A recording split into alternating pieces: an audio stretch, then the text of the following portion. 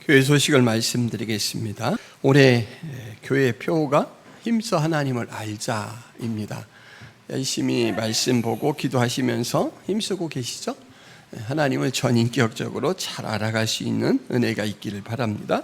장마가 계속되고 있습니다. 위험한 곳 방문을 피하시고 생활 주변을 잘 관리하셔서 안전하게 사실 수 있기를 바랍니다.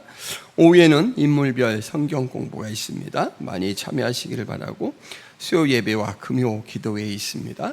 공예배를 통하여 하나님의 말씀을 공급받으시고 성령과 교통을 나눌 수 있기를 바랍니다.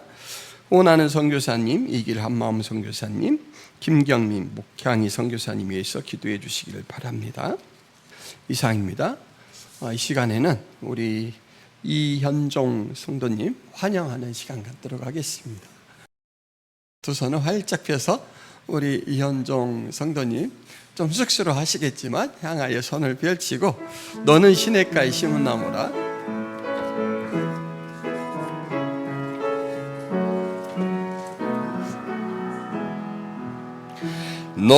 너는 시냇가에 심은 나무라.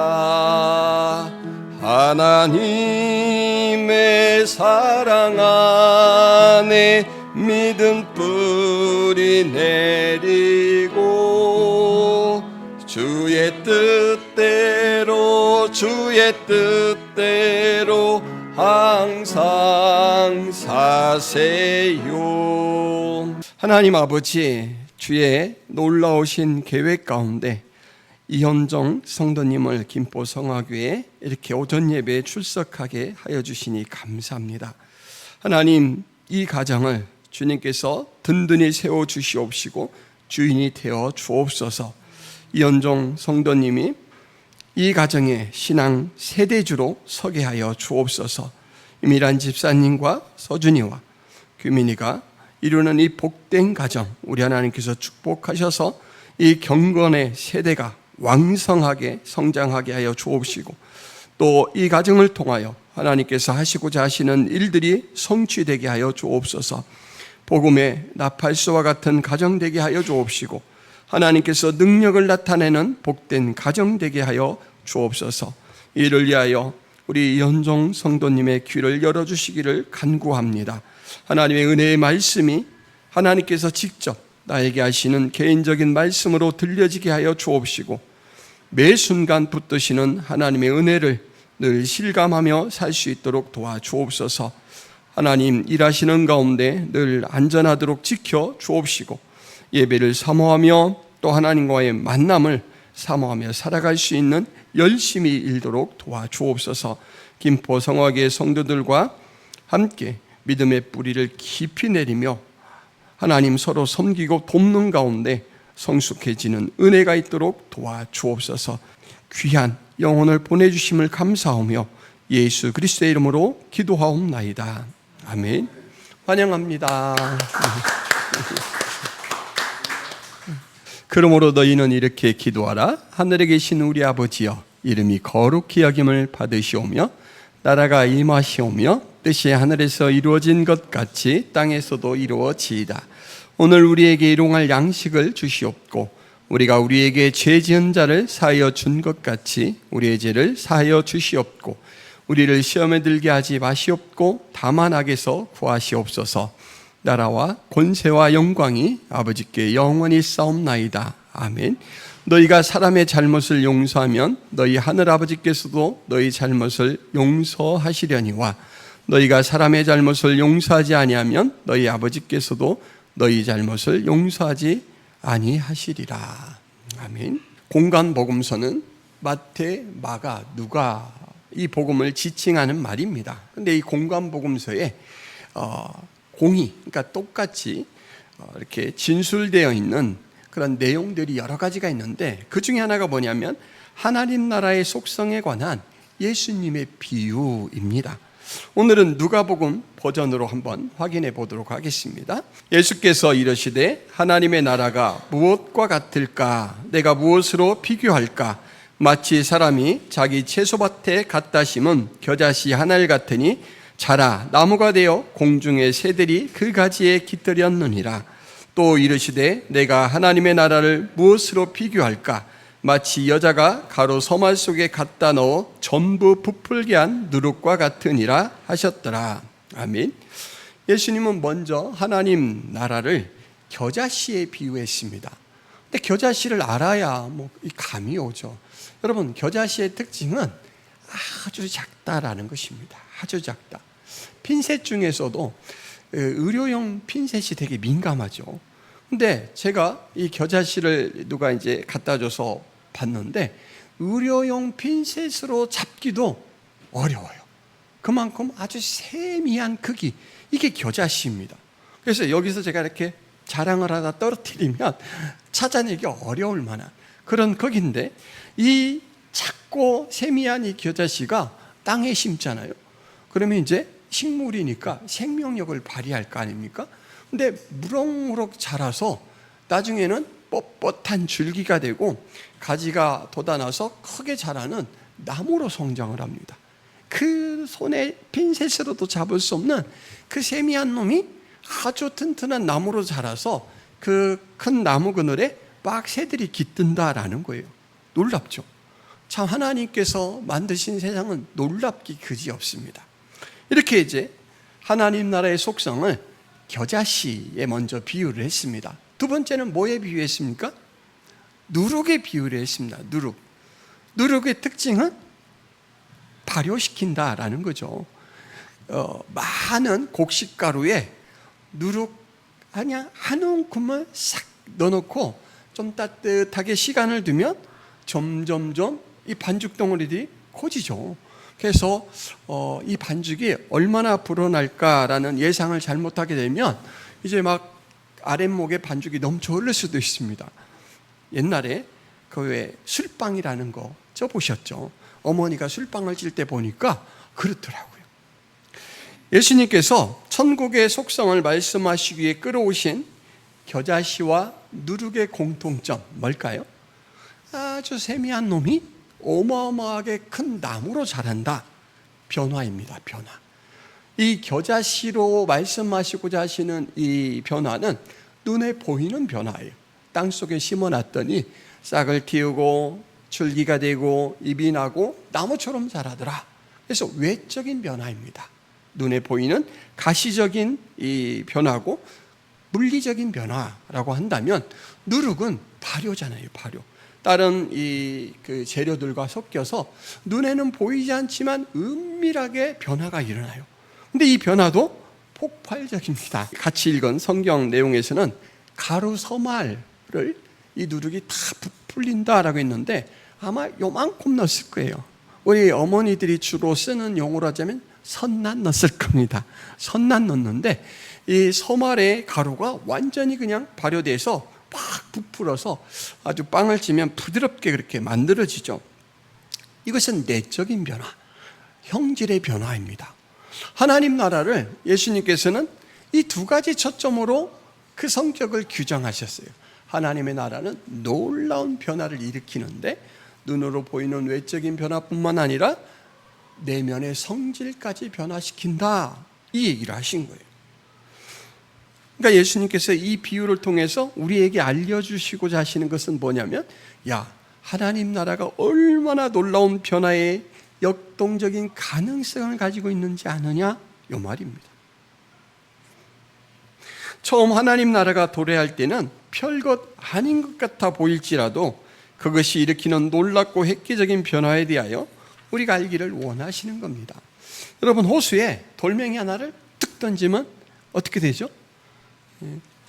뿅 하면서 이제 먼저는 물 기둥처럼 이렇게 착 올라왔다가 떨어지고 이 가라앉는 돌멩이 그 주변으로 파문이 생기죠. 이렇게 동그랗게 쫙 가위로 퍼져가잖아요. 수면이 작게 일어나서 쫙 뻗집니다. 그리고 이제 이 돌멩이가 땅에 가라앉을 정도 되면 파문도 다 사라지죠. 그리고 나서는 호수 바닥에 가라앉은 돌멩이는 이제 그 순간부터 호수 바닥의 일부가 되죠. 근데 여러분, 제가 던지는 이 돌멩이가 아니고 크기는 같은데 우주에서 떨어지는 운석이라고 한번 생각해 보세요. 그럼 호수에 어떤 일이 일어날까요? 뿅 하고 쭈쭈쭈 하고는 똑같아질까요? 아니죠. 운석은 어마어마한 속도, 열을 갖고 있잖아요. 그래서 작을지라도 운석이 떨어질 경우는 이 호수 전반적인 생태계 이 변화를 초래하게 됩니다.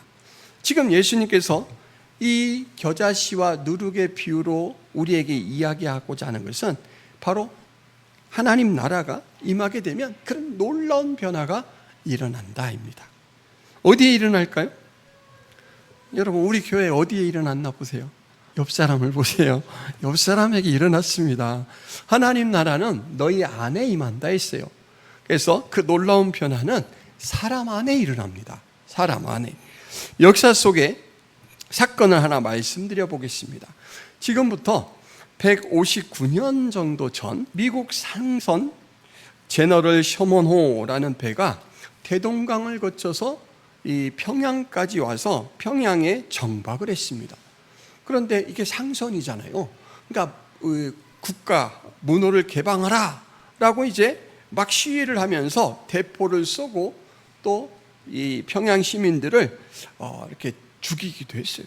그러니까 이제 지역을 다스리는 조선 그 박규수라는 감사가 조선군 부대를 이끌고 배를 공격을 해서 배를 확 불태워버리고 선원들도 죽였습니다. 아주 큰 사건이죠. 이때 막 불이 붙어서 활활 타는 그 배 위에 하얀 백기를 들고 그 화염석을 막 뛰어다니면서 사력을 다해서 뭔가를 막 밖에 집어던지는 사람이 있었어요. 그 사람의 이름은 토마스입니다. 이 배는 미국 배인데 이 사람은 영국 사람이에요. 처음에 중국에 선교사로 왔는데 선교 활동을 진행하는 동안 임신한 아내를 이 지역에 두고 좀 떨어진 지역에서 선교 활동을 했는데 그만 아내가 유산을 했습니다. 그리고 이제 유산한 그 아내를 잘 돌봐줄 사람들이 없었으니까 아내마저 죽었어요. 그러니까 이 선교사님이 너무나 충격을 받아서 선교직을 내려놨습니다. 사임을 하고는 이제 이 중국에서 통역사로 취직을 했어요. 그래서 있던 중에 조선에서 온 사람을 만나고 나서 조선에 이 천주교 박해가 심하게 일어났잖아요. 그 이야기를 듣고는 조선에 복음을 전해야 되겠다라고 하는 그 식어있던 뜨거운 복음에 대한 열정이 막 살아났어요. 그래서 이분이 이 미국 배에 항해사 겸 통역사로 취직을 해서 왔습니다. 근데 주 목적은 그것으로 돈을 버는 게 아니고 성경을 보급하는 거예요. 그래서 성경을 잔뜩 싣고 왔습니다.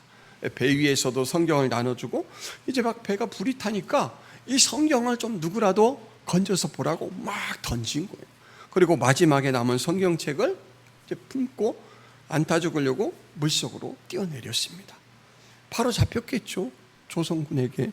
그래서 이분은 칼로 목베임을 당하는 참수형을 받습니다. 근데 죽기 전에 자기가 가지고 있던 성경책을 자기를 참수시키는 사람에게 건네줬어요. 칼 가지고 이제 목을 칠 사람이 갑자기 사형당한 사람이 웃으면서 성경책을 내미니까 엄격하게 받았어요. 받아갔습니다. 그리고 이제 이 사람은 죽었어요. 개신교 최초의 순교자인 바로 토마스 선교사가 이분입니다. 이 성경책을 받아간 사람의 이름은 박춘권이란 사람입니다. 세상적인 시각으로 보자면 그야말로 이제 잡혀서 참수를 당하니까 성경책을 건네는 사람은 무력하기 그지없는 사람이잖아요. 누가 뭐 그냥 짐승대하듯이 해도 어떻게 할 수 없는 그 무력한 사람이 손을 내밀고 성경책을 줬는데 그 받은 사람도 그렇게 뭐 이렇게 특별한 사람은 아니에요. 거기서 군사로 싸웠던 사람이겠죠. 사형 집행을 했던 이 사람. 근데 여러분, 하나님께서 하나님 나라의 복음인 성경이 지금 전해진 거잖아요. 무력자에게서 별 볼 일 없는 사람에게. 근데 하나님께서 아까 예수님이 하나님 나라는 겨자씨처럼 누룩처럼 어마어마한 폭발력을 가지고 있다라고 했잖아요. 이 사람이 이 성경책을 가지고 가서 읽었나 봐요. 이 사람이 나중에 어떤 사람이 됐냐면 평양교회 최초의 장로가 되었습니다.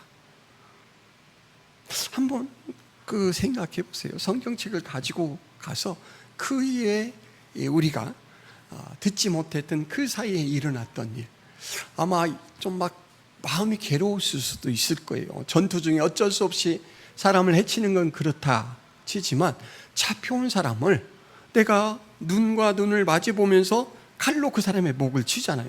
아무리 공권력의 행사로 사형 집행을 하는 것이지만 내가 이거 큰 죄를 짓는 거 아니야? 이런 막 찜찜함도 있을 것이고. 근데 여러분, 이런 마음 있는 사람이 내가 죽인 사람과 같아지는 것 쉬울까요? 어려울까요? 죽어 마땅한 사람이야. 이래야 제 마음이 편할 거 아니에요. 국가에서 시킨 일이니까 당연히 했어야 돼. 내 책임이잖아. 이래야 되는데, 여러분, 그 사람하고 같아졌다라는 것은 내가 한 행동에 최소한 실수일지 몰라, 국가가 잘못 판단할 수도 있어, 이럴 정도의 마음이 생겨야 되잖아요. 그런데도 불구하고 이 사람은 내가 죽인 사람과 같은 존재, 신분의 사람이 돼버린 거예요. 이 변화를 그 사람이 주도적으로 한 게 아니고 바로 하나님 나라가 그 속에 임하니까 마치 누룩처럼 그 내적인 인격과 가치관이 송두리째 변했기 때문에 생긴 것이죠. 여러분, 이처럼 하나님 나라의 복음은 현대 최첨단 의술도 닫을 수 없는 사람의 깊은 내면까지 큰 영향력을 미칩니다. 성경에 이에 대한 자체 진술이 있는데, 히브리서 4장 12절 말씀, 하나님의 말씀은 살아있고 활력이 있어 좌우에 날선 어떤 검보다도 예리하여 혼과 영과 및 관절과 골수를 찔러 쪼개기까지 하며 또 마음의 생각과 뜻을 판단하나니. 하나님의 말씀은 하고 진술되는 내용이 살아있다, 활력이 있다, 막 살아 움직이는 힘이 있다, 그 말이죠. 좌우에 날선 예리한 검처럼 그냥 막 쪼개고 나누고 해서 수술할 뿔을 기가 막히게 찾아서 도려낼 것은 도려내고 또 봉합할 것은 봉합하고 해서 새롭게 만든다. 이게 하나님의 말씀이다 그래요. 그러니까 박충권은 바로 하나님의 말씀이 개조시킨 사람입니다.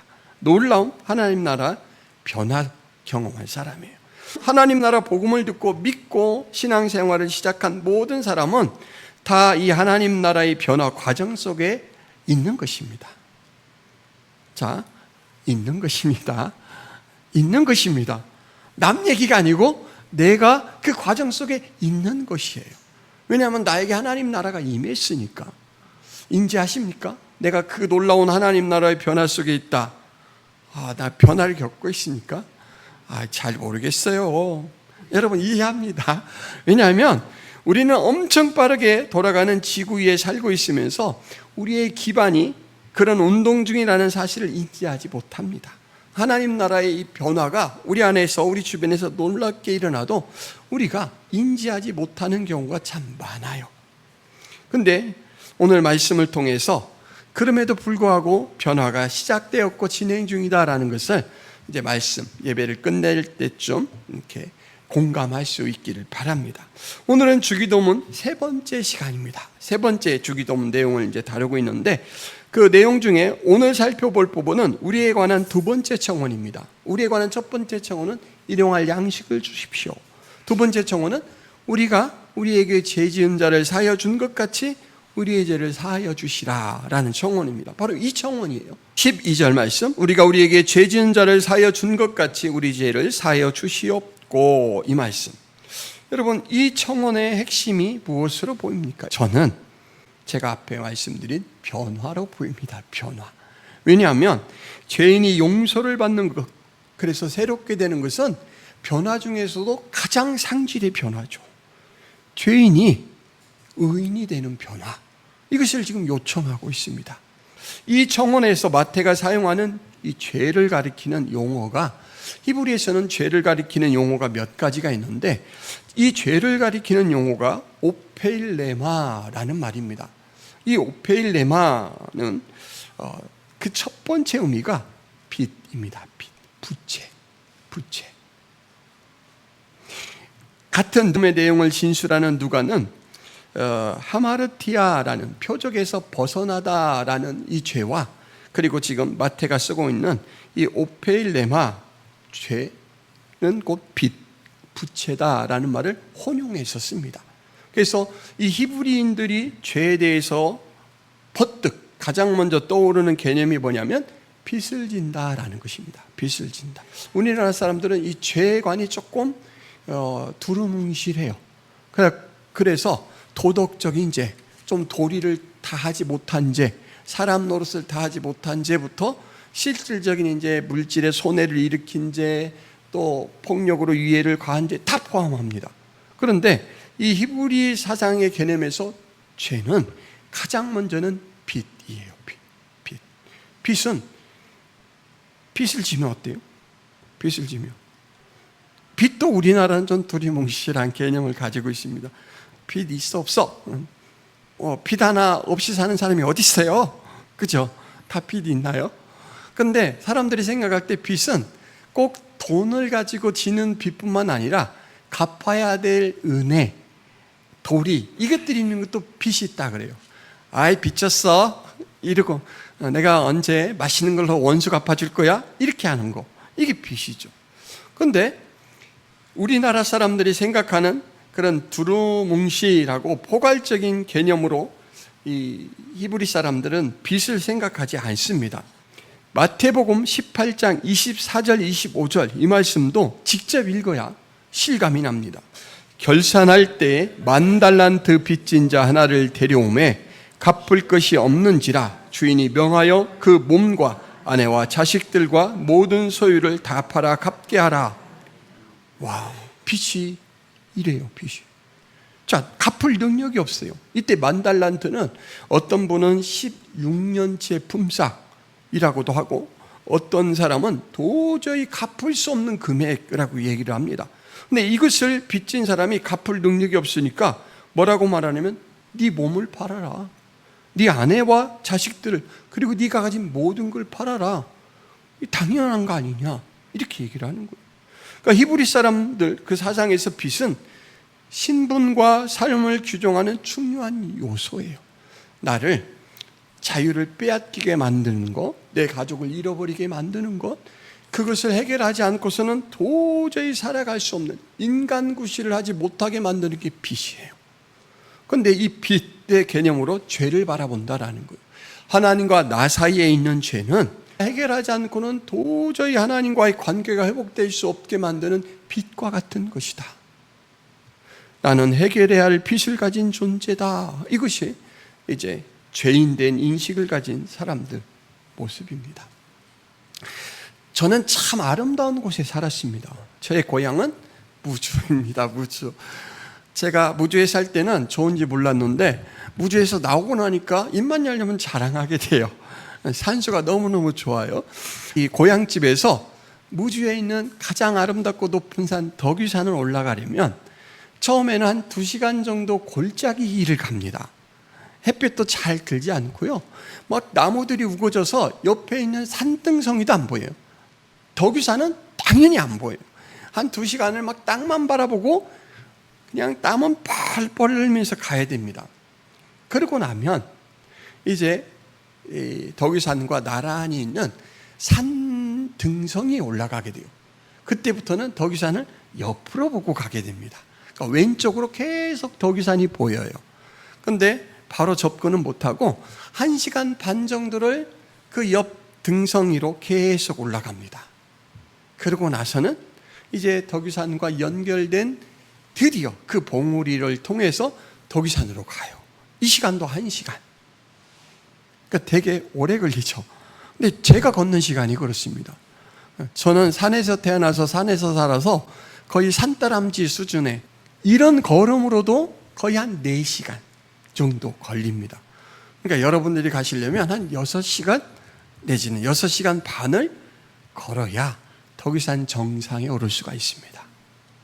제가 왜 저희 이 시골 자랑을 했냐면 여러분 이 은혜를 경험하고 하나님 나라를 풍성히 누리는 모습이 마치 등산, 산행을 하는 것과 비슷합니다. 우리가 무엇을 느끼거나 감지하려면 감각적으로 이렇게 받아들이잖아요. 몇 가지의 감각이 있죠, 사람에게는? 여기 5가지 감각이 있잖아요. 첫째, 청각. 두 번째, 시각. 그 다음에 촉각. 그리고 미각, 후각 있잖아요. 근데 성경에 이것으로 은혜를 표현합니다. 욥이 뭐라고 이야기하냐면 내가 주께 대하여 귀로 듣기만 하였사오니 이제는 눈으로 주를 배웠나이다. 하나님에 대해서 귀로 듣는 단계가 있어요. 마치 골짜기 길 2시간을 막 어렵게 가는 것처럼 그냥 은혜는 들려오는데 아직 막 충분히 누리지는 못해요. 기대감만 막 차올라요. 그냥 등성이만 올라가면 산바람이 불어오겠지? 그러면 이 꿉꿉함은 사라질 거야. 이렇게 되겠죠.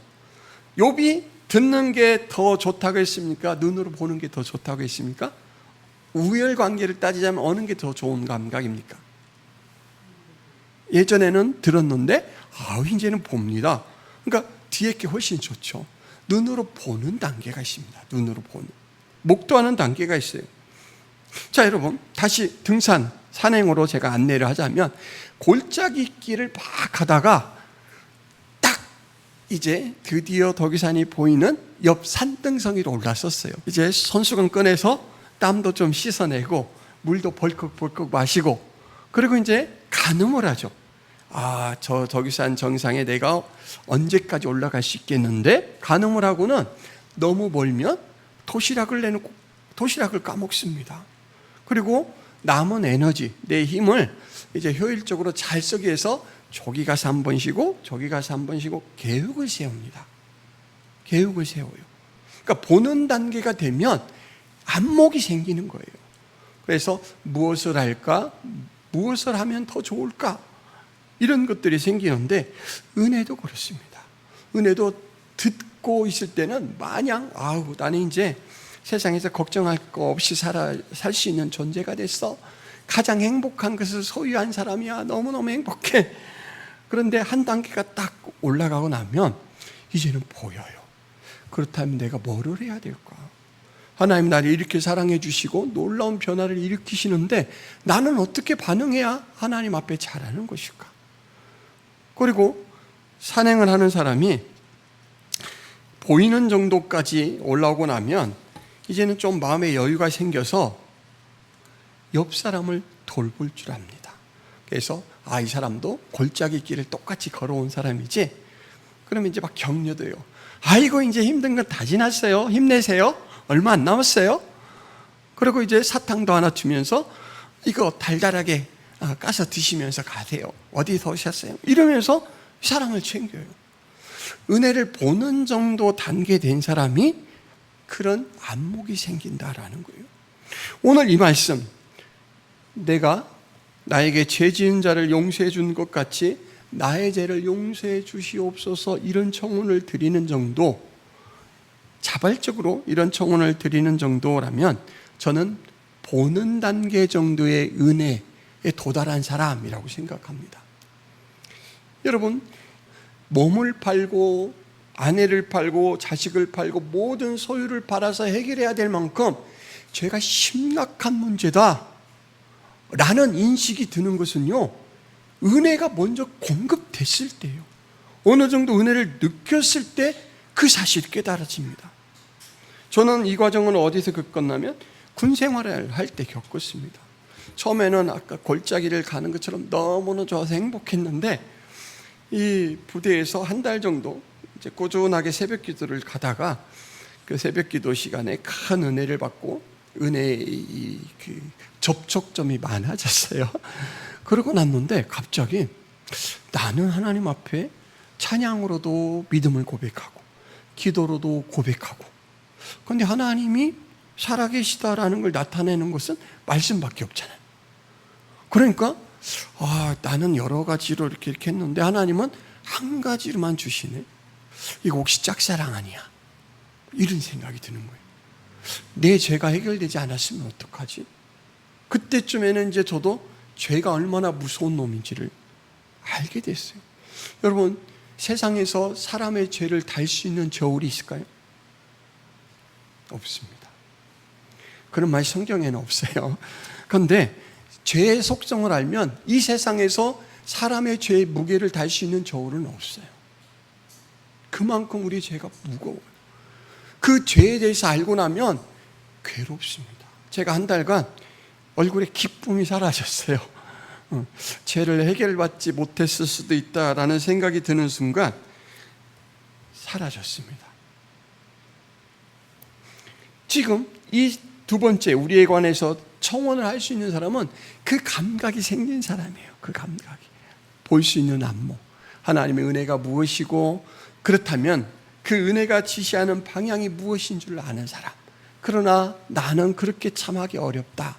이걸 깨달은 사람이 이런 청원을 하는데, 여러분 이 죄, 이 개념에 대해서 이제 감각을 가지고 이런 고민을 해본 사람은 다음 단계 하나님이 원하시는 이 진행은 뭐냐면, 일용할 양식을 구하듯이 지금처럼 저를 용서해 주세요, 죄를 청원하는 겁니다.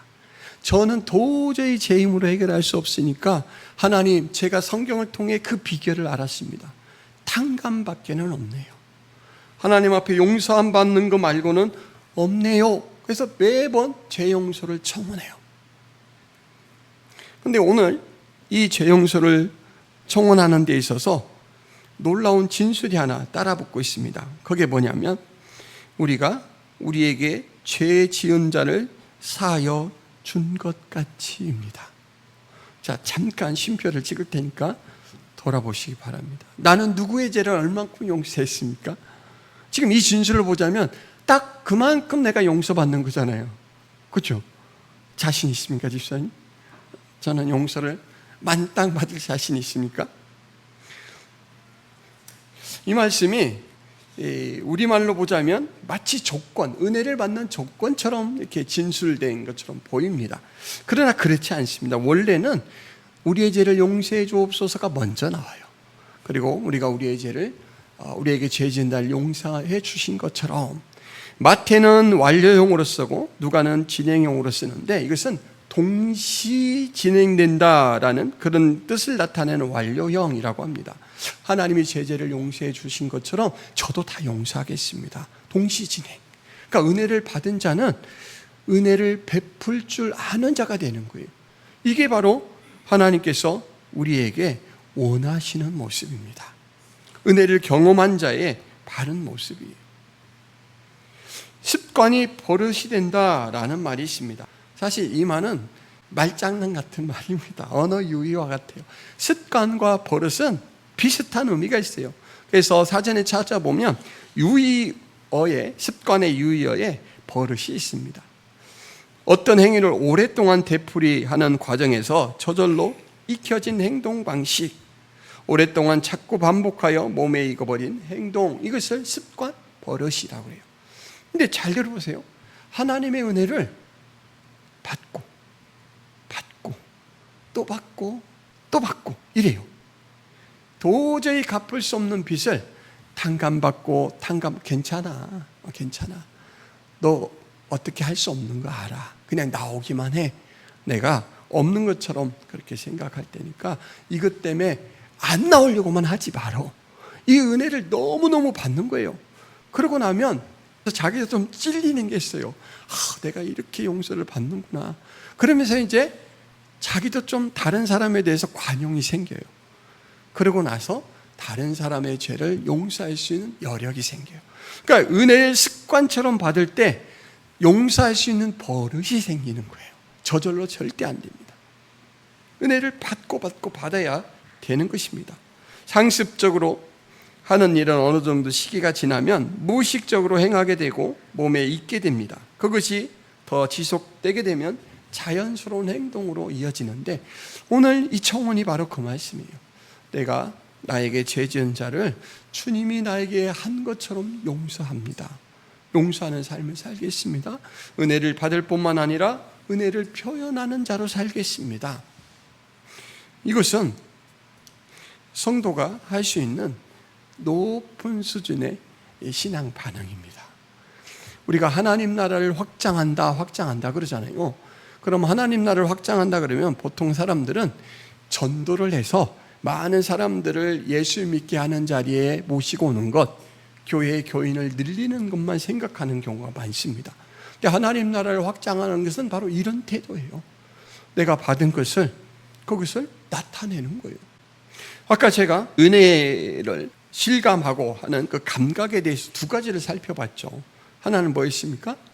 듣는 것, 하나는 보는 것이었는데, 나머지를 더 살펴보자면 요한 1서 1장 1절에서는 태초부터 있는 생명의 말씀에 관하여는 우리가 들은 바요, 눈으로 본 바요, 그 다음에 자세히 보고 우리의 손으로 만진 바라 그랬어요.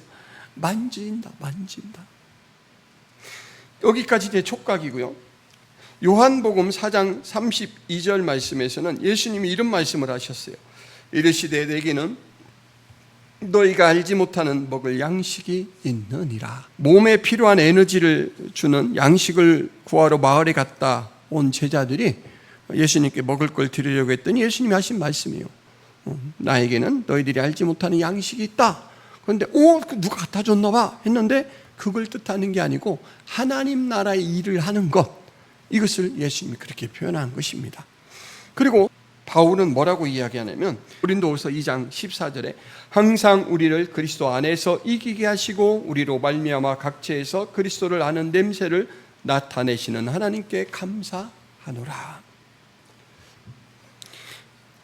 5가지 감각 다 말씀드렸어요. 듣는 거, 보는 거, 촉각 느끼는 거, 맛보는 거, 냄새까지.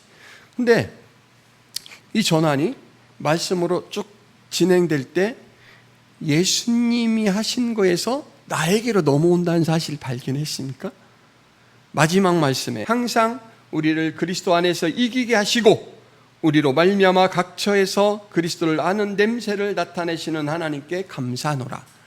그리스도를 아는 냄새를 내가 피우는 거예요. 내가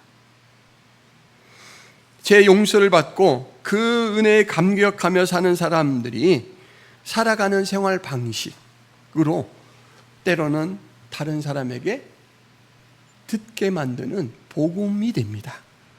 또 눈으로 보는 은혜가 돼요. 저 사람은 작은 예수 같아, 이렇게 돼요. 그리고 너무너무 그 사람하고 있는 게 좋아가지고 나는 저 사람하고 꽉 붙어 있을 거야. 저 사람 옆에만 가면 그냥 사람 냄새가 나, 예수 냄새가 나, 이런 사람이 되라는 거예요. 근데 돼야 된다가 아니고 은혜를 경험한 사람은 되게 되어 있다. 이런 논리로 지금 진술을 하고 있습니다. 내 죄를 용서해 주십시오. 저도 나에게 죄를 지은 사람의 죄를 용서하겠습니다 라는 말씀 속에 이 놀라운 표현이 들어있는 것입니다. 은혜가 채워지니 감사합니다. 은혜를 공급해 주시니 감사합니다. 은혜가 필요한 것을 압니다. 매 순간 죄 용서의 청원이 필요한 것을 압니다. 왜냐하면 제가 살아갈 유일한 방법이기 때문입니다. 그렇지만 하나님, 이제는 알았습니다.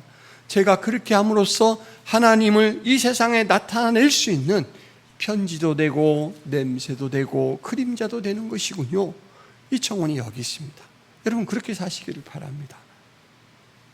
골로새서 1장 13절 14절에 보면 그가 우리를 흑암의 권세에서 건져내사 그의 사랑의 아들의 나라로 옮기셨으니 그 아들 안에서 우리가 속량 곧 죄사함을 얻었도다. 이미 이루어진 것으로 선언합니다. 참된 은혜를 받으면 이미 구원을 받았고 이미 그 변화 속에 과정 속에 동참하고 있는 것입니다. 그런데 어지럽지 않아요. 왜냐하면 지구가 도는데 감지를 못하는 것처럼 은혜가 막 작동하고 있는데 때가 돼야 덕유산 산자락이 보이고 아이고 이제 얼마 안 남았네, 거리가 얼마네, 이게 느껴질 때가 다가옵니다. 그런데 그것을 모르고 지나갈 때가 많이 있어요. 주말 농장에서 열심히 일을 하고 있는데 바로 옆에 구에게 일하던 할아버지가 막 고추에 막 농약을 줘요. 이렇게 그러고 나더니 저에게 그래서 이제 갔더니 물 좀 떠와봐. 그래서 물을 떠다 드렸더니 농약을 이렇게 반통 타줘요. 그러더니 자네 고추밭에도 해. 그래서 저는 이제 지금 시기에 어떤 농약을 해야 될지 모르는 상황인데 할아버지가 다 알아서 해주셨잖아요.